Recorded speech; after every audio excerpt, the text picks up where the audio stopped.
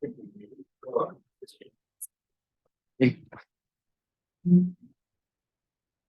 right. Erev Tov, everyone. Welcome to Rabbi Liz from London, who's visiting us.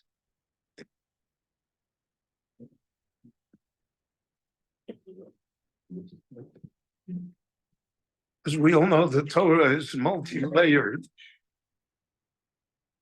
What Chazal emphasized when they said Shivim Ponim LaTorah, the Torah can be viewed from many different angles.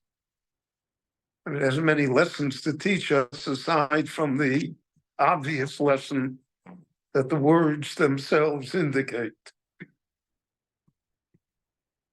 So when the Torah teaches us halachot, laws,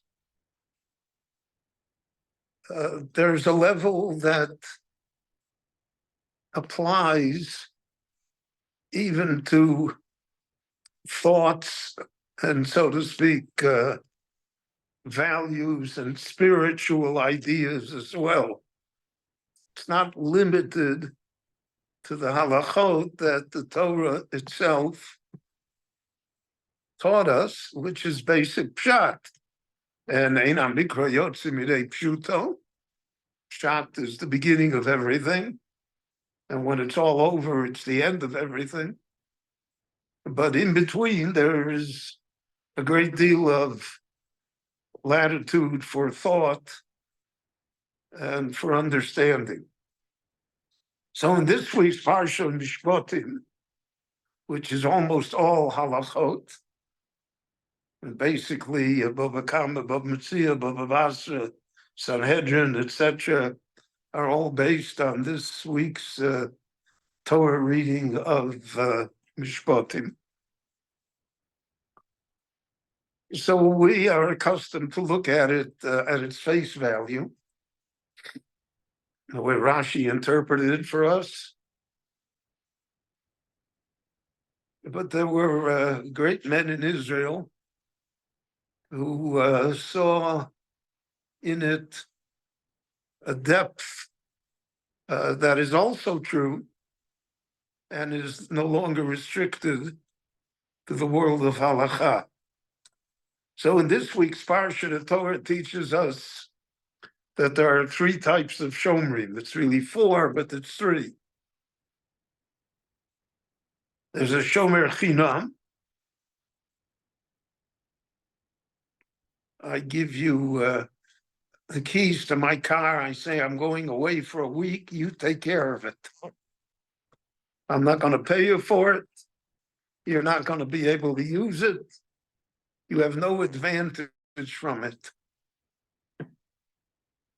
So that indicates minimum liability. I'm only responsible if I do an egregious act. Shia, I didn't, I didn't lock the car. But otherwise, and I don't use the car, otherwise I'm not responsible. Someone steals it or whatever happens. Then there's a shomer sachar,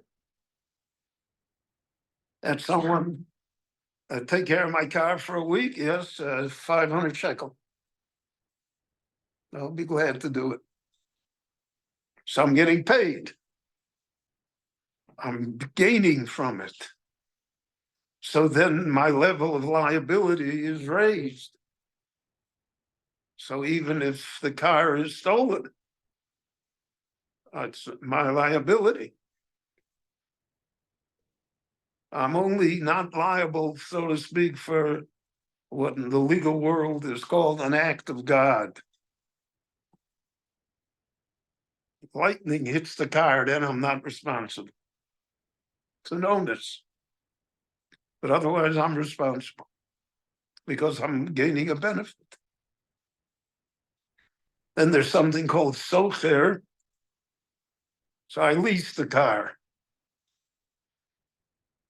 I have the right to use it.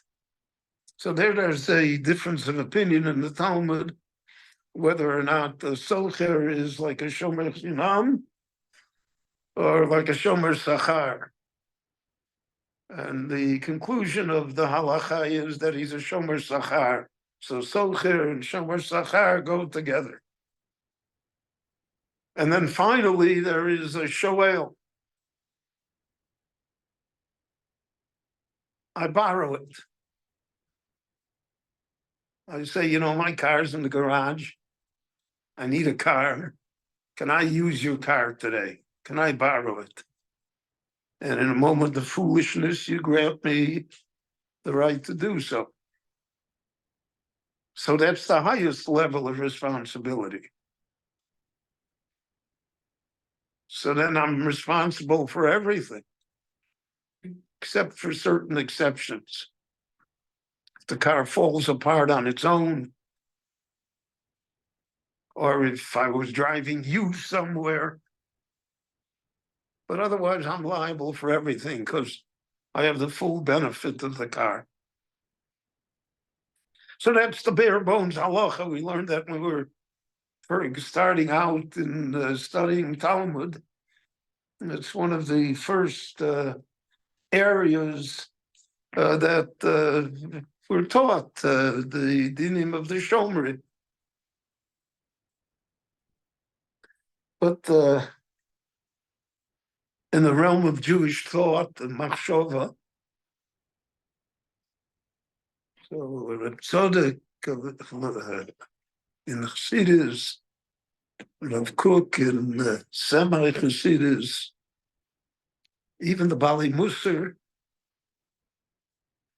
delved in deeply into this matter. They said these are really three attitudes towards life. Excuse me. There are people that are a shomer chinam. They have low expectations.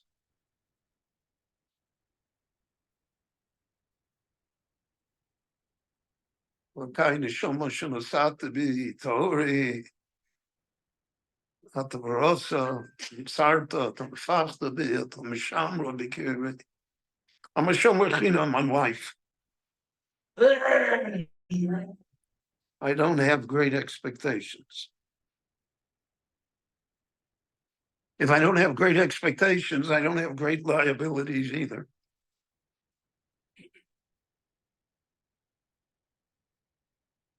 It's, so to speak, the get out of jail free card that people have. I didn't expect anything. So I'm not disappointed in anything. So I'm only liable for pshia, for egregious acts, but I'm not liable for the ordinary things that happen in life.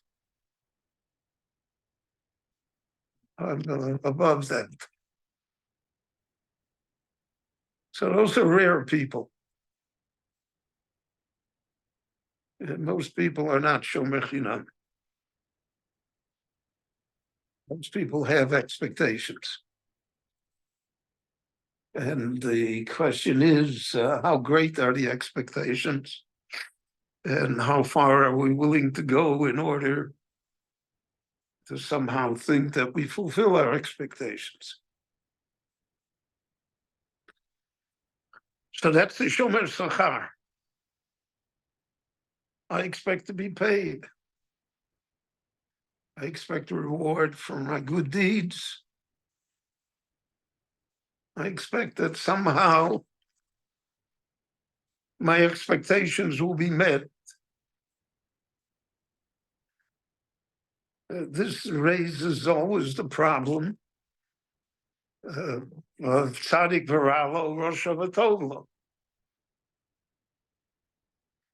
We see people that are righteous and not very many good things happen to them. We see people who are evil and they succeed.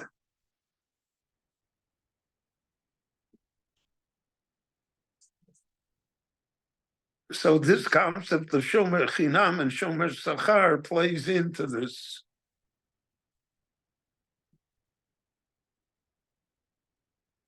If you're a shomer chinam, it's never tzaddik v'ralo because you didn't expect more.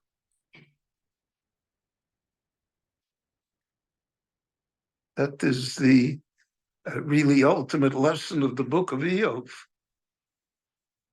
It was Eov's expectations that caused all of the problems.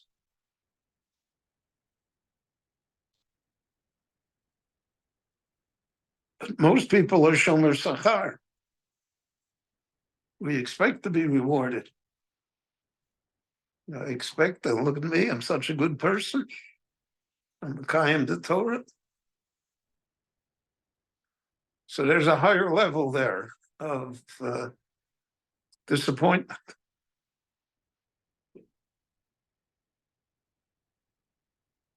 And then most of us in life are a shoel. We're using it. We own it.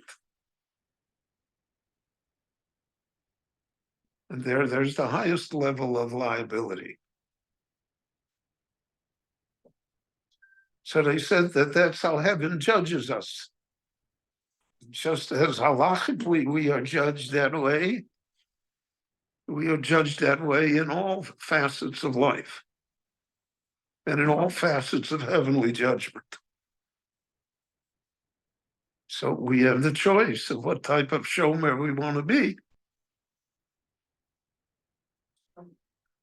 But that is the challenge that faces all of us, really in all of the areas of life. Are we a shomer chinam? Are we a shomer sachar? Are we a shoel? And according to our choice, the life plays itself out. Rabbi Chananya ben Akash Omer Rotza HaKadosh Baruch Hu L'Zakos Yisrael Leficha Chirba Lahem Torah Mitzvot Shenemar Adonai Chavei Saman Tzidko Yagdil Torah V'Yadim.